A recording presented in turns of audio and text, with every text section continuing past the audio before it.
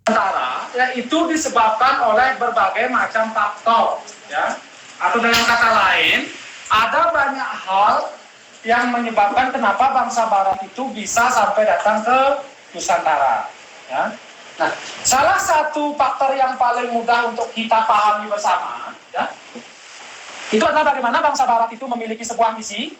Nah, di mana misi itu dikenal dengan nama misi 3G. Ya. Ini faktor yang paling mudah nanti untuk kalian pahami, ya, yang menyebabkan kenapa bangsa Barat itu bisa sampai datang. Oke? Nah, ini misi 3G ini nanti berkaitan dengan 3 hal, yaitu gospel dan glory. Ya. Jadi di sana nanti dijelaskan ada 3 hal mendasar yang menyebabkan kenapa kok bangsa Eropa itu berlomba-lomba datang ke Nusantara. Ya. Oke, kita bahas sekilas saja ya. Misi yang pertama itu ada misi gold. Ya. Jadi bangsa Barat itu datang untuk mendapatkan yang namanya ya kekayaan. Ya. Ada motif ekonomi di sana. Spanyol, Portugis, Belanda, dan Inggris, ya, itu datang ke Nusantara untuk mendapatkan kekayaan. Ya. Di sana motifnya ekonomi, itu namanya misi gold. Ya. Kemudian yang kedua ada misi glory, yaitu misi untuk mendapatkan kejayaan. Bagaimana caranya mereka mendapatkan kejayaan? Yang menaklukkan wilayah atau memperluas wilayah kekuasaannya. Jadi alasan yang kedua, kenapa mereka bisa datang ke sini, ya, saudara, karena mereka ingin memperluas wilayah kekuasaannya. Ya. Itu namanya misi glory. Nah, kemudian yang ketiga ada misi gospel, ya, yaitu misi untuk menyebarkan agama. Mereka ingin menanamkan pengaruhnya di sini. Ya. Nah, sekarang satu pertanyaan dulu sekarang untuk kelompok satu dan yang lain. Ya. Misi suci, ya, yang dibawa dari Eropa ke wilayah-wilayah yang berafiliasi dengan mereka. Ya. Jadi dimanapun nanti mereka singgah, ya, mereka melakukan ekspansi sekaligus juga mereka akan menanamkan budaya-budaya mereka. Ya. Ini juga nanti salah satu bentuk untuk mempengaruhi wilayah jajahan. Dengan afiliasi. Oke, ada lagi yang lain dari Pak D dan Dea, ya. Ada misi gospel, ya. Nah, yang pertama, misi ini memang adalah salah satu misi suci, ya. Sekali lagi itu misi suci. Kemudian alasan yang kedua, ya, bagaimana kemudian bangsa Barat itu sampai menyebarkan agama? Nah, ini adalah salah satu bentuk kecerdikan dari bangsa Barat, ya. Kenapa? Karena sebelum mereka tiba di Nusantara, ya, mereka sudah tahu bahwa wilayah Nusantara itu sudah kuat dengan kerajaan-kerajaan yang bercorak agama, ya. Jadi di awal ada Hindu dan Buddha, ya. Kemudian pasca Hindu Buddha, kemudian kuat Nusantara itu adalah kerajaan Islam. Ya. Bagaimana kemarin sudah dibahas kerajaan Mataram, kan? Kerajaan Banten, ya. Kerajaan Samudra Pasai yang ada di Sumatera, kerajaan Ternate juga. Ya. Wilayah Nusantara itu kuat karena kerajaan-kerajaan yang bercorak agama, ya. Mereka solid seperti itu. Nah, ketika bangsa Barat itu mulai masuk, ya, salah satu hal yang pertama dilakukan, ya, mereka adalah menanamkan sebisa mungkin pengaruh-pengaruh yang identik dengan mereka. Salah satunya adalah agama. Tujuannya apa?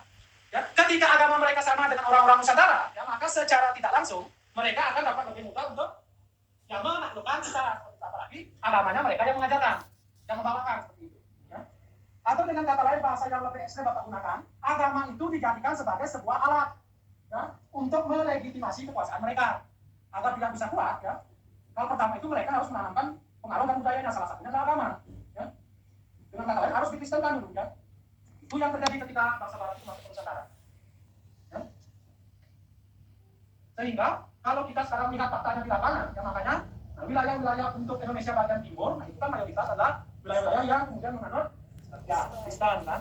Sementara yang dari Papua itu mayoritas di sana. Ya. Wilayah Maluku juga. Nah, itu sebagai salah satu bentuk legitimasi kuasaan, ya. Nah, perlu digarisbawahi di sana, ya. Walaupun tadi Bapak mengatakan sebagai alat, ya, agamanya tidak salah. Ya, sekali lagi, semua agama itu sama. Ya. Nah, akan tetapi nanti ya, banyak kemudian penerapan dalam sejarah, ya, termasuk politik di zaman sekarang pun, nah, ini sering kemudian membawa-bawa nama agama, ya, karena itu mudah sekali dipermainkan. Ya. Jadi suatu bangsa, suatu negara sekalipun itu mudah dipecah belah hanya karena masalah agama. Ya. Itu mudah sekali, ya. Oke, itu kan sudah dijelaskan kemarin. Jadi kota itu merupakan pusat perdagangan rempah di Eropa, nah, itu kemudian jatuh ke tangan orang Turki. Ya. Nah, ini kemudian ditutup kotanya, sehingga dari sana kemudian orang-orang Eropa mulai mencari sendiri. Ya. Nah, kemudian dari sanalah kemudian menyebabkan banyak bangsa-bangsa Eropa yang datang ke Nusantara. Ya. Dimulai dari Portugis, kemudian disusul oleh Spanyol, yang ketiga ada Belanda, kemudian disusul oleh Inggris. Ya. Dan secara langsung nanti Prancis. Oke. Kita langsung ke sesi tanya jawab. Ya. Apakah bentuk kekerasan yang dilakukan oleh VOC itu sebagai bentuk penyimpangan dari tujuan awal dibentuknya VOC? Tujuan awal dari dibentuknya VOC ini, ya, ada masih ingat kapan VOC dibentuk? 20 Maret tahun 1602, ya. VOC itu dibentuk atas usulan seorang pedagang besar yang bernama Johann van Olden Barnevel. Ya. Barnevel mengusulkan dibentuknya POC, ya, karena di awal itu terjadi persaingan yang tidak sehat sesama pedagang Belanda. Ya. Makanya para pedagang besar ini dikumpulkan, ya. Kemudian mereka sepakat membuat sebuah komisi dagang yang dikenal dengan nama Pyramid of English Company. Dia sebagai sebuah perkumpulan dagang. Tujuannya apa? Untuk berdagang sebenarnya. Ya. Jadi tujuan utamanya adalah dibentuk untuk berdagang agar mereka kuat, seperti jangan terpecah-pecah seperti sebelumnya. Ya. Akan tetapi dalam praktiknya justru kemudian POC itu melakukan yang namanya tindak kekerasan. Ya. Apakah dia melenceng dari tujuan awal? Iya, dia melenceng. Itu di satu sisi. Oke, ya. Dia melenceng betul. Ya. Tapi di sisi lain jangan dilupakan.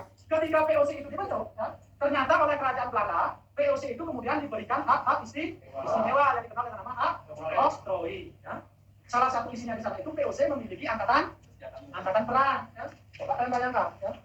Perkumpulan dagang ternyata kemudian disertai dengan pasukan angkatan perang. Ya. Berarti kan di sana sudah ada tanda-tanda. Ya, mereka ingin melakukan tindak kekerasan dalam peperangan seperti itu. Apakah itu melenceng dari tujuan awal? Apakah itu melenceng dari tujuan awal? Iya, melenceng kan. Tujuan awalnya berdagang, tetapi mereka membawa pasukan untuk berperang. Ya. Itulah yang namanya perspektif. Ya. Jadi yang bapak tunjukkan itu pendapat dari kalian itu tidak ada salah benar. Ya. Itu dua sisi yang berbeda dan keduanya benar. Ya. Dikatakan melenceng bisa, ya dikatakan tidak melenceng pun bisa seperti itu. Ya. Karena memang seperti itulah faktanya. Ya, saya paham ya. Ya. Oke. Coba kalau tidak ada itu, ya, sampai sekarang kita masih dituntut oleh Belanda. Ya. Sampai sekarang kita masih dituntut oleh Belanda. Kenapa? Karena Belanda itu tidak rela. Ya. Pasca kalahnya Jepang dari pasukan Sekutu. Karena wilayah Indonesia itu masih milik Belanda, mereka. Sebenarnya ada perundingan, kan? Itu tidak merugikan kedua belah pihak. Ya. Itu melalui jalur damai, namanya jalur diplomasi, ya, melalui perundingan. Ya. Nah itu kalau kita kaitkan dengan konteks yang terjadi sekarang. Ya. Jadi diplomasi itulah jalur yang paling aman. Ya. Nah mungkin kalian masih ingat tempo hari ketika baru kemarin ya, tempo hari ketika Presiden kita, ya, Prabowo Subianto itu berpidato di depan sidang PBB, ya, sampai mereka dimatikan, kan? Ya, karena dia mengajak damai, ya, terutama berkaitan dengan kasus antara Israel dengan Palestina. Itu apa? Itu bukan takut, ya. Padahal solusinya apa? Ya? Coba lakukan aksi damai dengan gencatan senjata itu beres solusinya. Itu salah satu ya strategi. Jadi karena pertanyaannya bersifat kontekstual, itu bisa relatif. Jadi kalau POC kan, oleh Johan van Olden van Hemel, ya. Bapak pernah baca dalam sebuah buku, ya, dan ini juga sering diceritakan oleh dosen Bapak, namanya Bapak Sudarmanto, ya, salah satu dosen sejarah di Universitas Singaraja, ya, dan kemarin rasanya juga sempat ada tayangan di TikTok seperti itu, ya. Kenapa banyak anggota pegawai POC yang melakukan tindakan korupsi? Ya, yang pertama, ya, banyak pegawai-pegawai POC yang direkrut menjadi pegawai di wilayah Nusantara itu adalah sebagian besar orang-orang Belanda yang sudah pasrah dengan kehidupannya di tanah, ya, misalnya kaum kriminalitas, ya, orang yang pasrah dengan kehidupannya. Ya, orang-orang yang bermasalah dengan masalah sosial di sana, ya, itu yang kemudian direkrut, kemudian dijadikan pegawai di Hindia Belanda oleh POC. Ya. Artinya apa? Secara mental mereka sudah tidak bagus. Ya. Orang-orang yang bermasalah itu direkrut untuk menjadi pegawai POC zaman dulu. Ya. Secara mental mereka sudah tidak bagus. Ya. Itu yang pertama.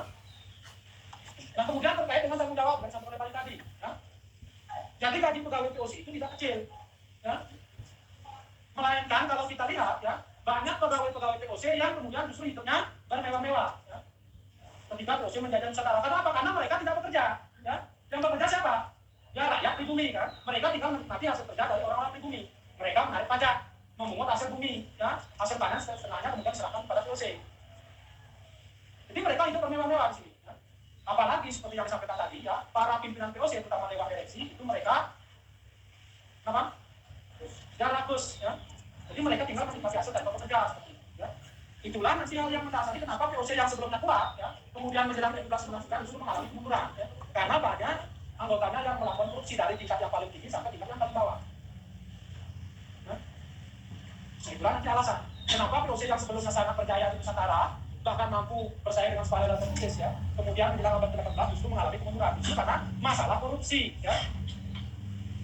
Dan menariknya masalah itu justru kita wariskan sampai sekarang.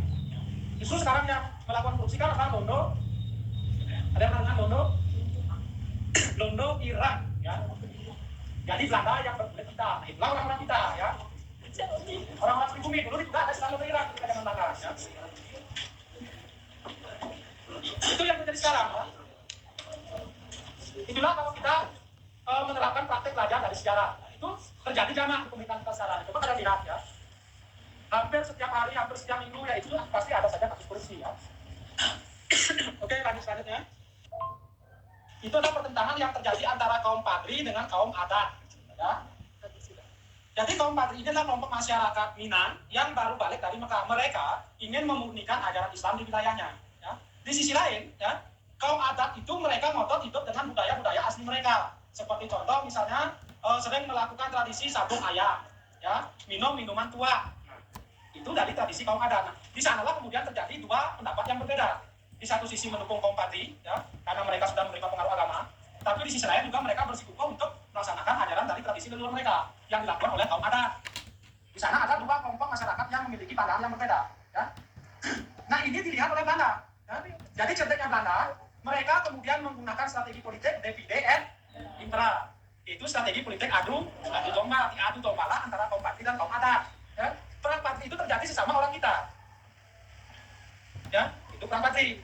Nah sama juga seperti perang yang terjadi di wilayah Banten. Sultan Ageng Tirta Jasa. Dia diadu domba oleh Belanda dengan putranya sendiri yang bernama anaknya Sultan Ageng Tirta Jasa namanya siapa? Sultan. Yang kedua kami pelajari juga perlawanan yang dilakukan oleh bangsa Indonesia terhadap bangsa Barat. Ya. Mulai dari perang Saudara, ya, kita langsung sudah ada Sultan Ageng Tirta Jasa, perang Padri, perang di Solo, perlawanan kelas Kubra, ya, perang Goa, Sultan Hasanuddin, sampai nanti dengan perang Bali. Itu persidangan materi. Ya, materinya ada semua di buku paket oleh KS. Untuk sistem ulangannya akan sama dengan semua kelas di kelas 11, kita menggunakan ulangan lisan.